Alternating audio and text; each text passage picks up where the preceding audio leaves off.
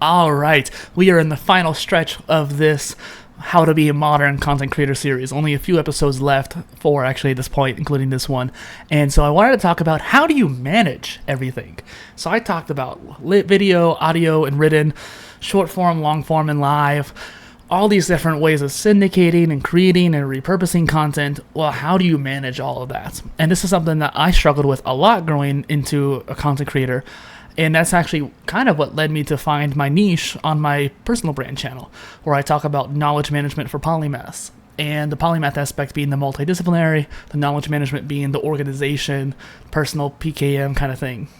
And I started doing that PKM, personal knowledge management, by organizing my own self-education, creating my own degree. But more prudently to this, I created my Polyin content ecosystem, which was my omni-channel strategy. Now, you can just call it the PolyTools ecosystem at this point, but essentially, regardless of the name, the point was I was using Notion at the time, I'm using Obsidian now, but I'm able to keep track of everything I'm creating, which is not only really important when you want to find the link to share a piece of old content, but also to see what you have made in the past and what you can remake now, what you need to expand upon now, and having that data of like, what have you done? And I think that's very, very important. It also helps you plan ahead. Like, I want to do this that day, this day, this that day. And by having that plan, you can accelerate your progress a lot faster. So let's get into this. As a modern content creator, you are one stepping stone, truly, away from being an entrepreneur. So why don't you take the first step towards that direction? The first thing is to create a content calendar. Plan your content in advance, like I was talking about with like Notion calendar, for example, and organize your themes, your niches, and just really understanding what your publishing schedule is going to look like. And this helps ensure your consistency and you actually make sure you're coming out with content regularly.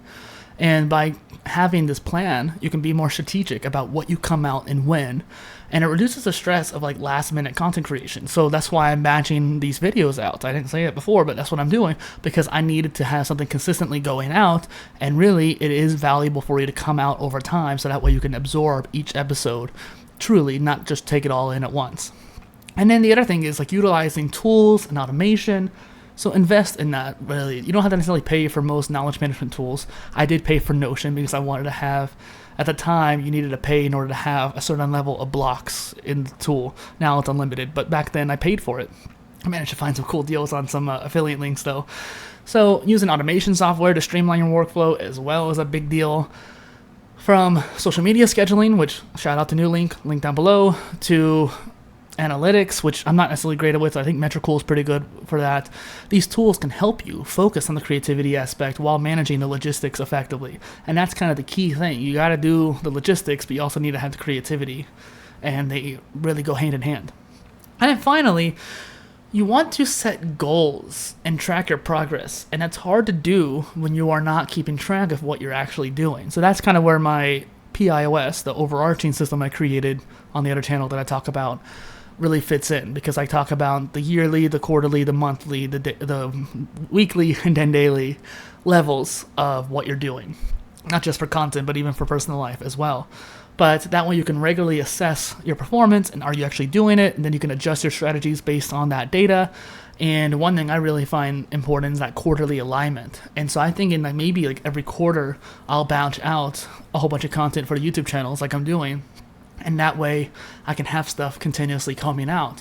Because what I ended up finding was a struggle for me, and this is probably a good example to use in this episode, is that whenever I was creating content, I was trying to make my solo content, but then interviews came out. And when I started doing interviews, I focused too much on that, and then my solo content started dying. And then I went back to doing a little bit of both, but kind of did too much solo content, and interviews kind of were interspersed. And then I started my second channel and second interview series. And even though I'm gotten a lot better with interviews, I've even hired editors to help take the pressure off of me, although I don't have one right now, so if you know somebody, let me know. And the thing is, by having the solo content and the interviews being on my plate, I ended up kind of having to pick and choose, and it wasn't really helpful.